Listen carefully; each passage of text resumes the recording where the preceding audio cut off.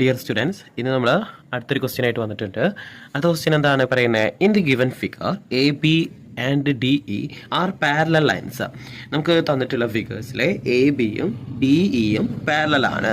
അതുപോലെ angle B A C, ഏതാണ് B A C? B A C എവിടെ? C എത്രയാണ്? 35 ആണ്. അതേപോലെ എ സി ഡി, ജസ്റ്റ് വേഗം വേഗം നോക്കണം കേട്ടോ, ഭയങ്കര സ്ലോ ആവരുത്, വേഗം വേഗം ഇങ്ങനെ നോക്കും. എ ബി എ സി 35 കണ്ടു. എ സി ഡി അത് എത്രയാണ്? 88. അങ്ങനെ സ്പീഡിൽ ചെയ്യാൻ നോക്കണേ.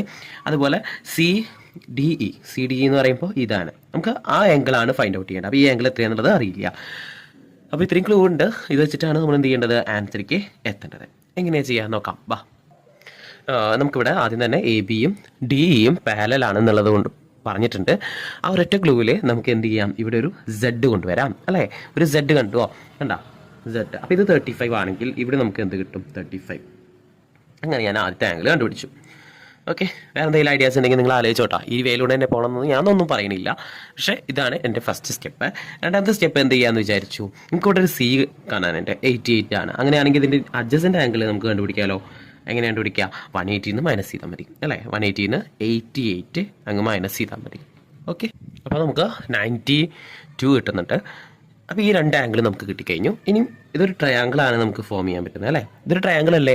ഈ ട്രയാങ്കിളിൽ രണ്ട് ആംഗിൾ നമുക്ക് കിട്ടിക്കഴിഞ്ഞു. മൂന്നാമത്തെ ആംഗിൾ കിട്ടാൻ എന്ത് ചെയ്താൽ മതി? ഈ രണ്ട് ആംഗിളും പ്ലസ് ചെയ്ത് പ്ലസ് ചെയ്യുക, സമയമൊക്കെ സെയിം തന്നെയാണ്. അത് സം ചെയ്തതിന് ശേഷം എന്ത് ചെയ്യുക? 180 മൈനസ് ചെയ്യുക. അപ്പോൾ നമുക്ക് 92 അതുപോലെ 35 ഉണ്ട്. അത് എന്ത് ചെയ്യുക? സം ചെയ്യുക. സം ചെയ്തിട്ട് എന്ത് ചെയ്യുക? മൈനസ് ചെയ്താൽ മതി കേട്ടോ. 180 മൈനസ് ചെയ്താൽ മതി. 180 എന്ത് ചെയ്യുക? മൈനസ് ചെയ്യുക. അപ്പോൾ നമുക്ക് എന്ത് കിട്ടും? ആൻസർ കിട്ടും. അപ്പോൾ എനിക്ക് കിട്ടിയ ആൻസർ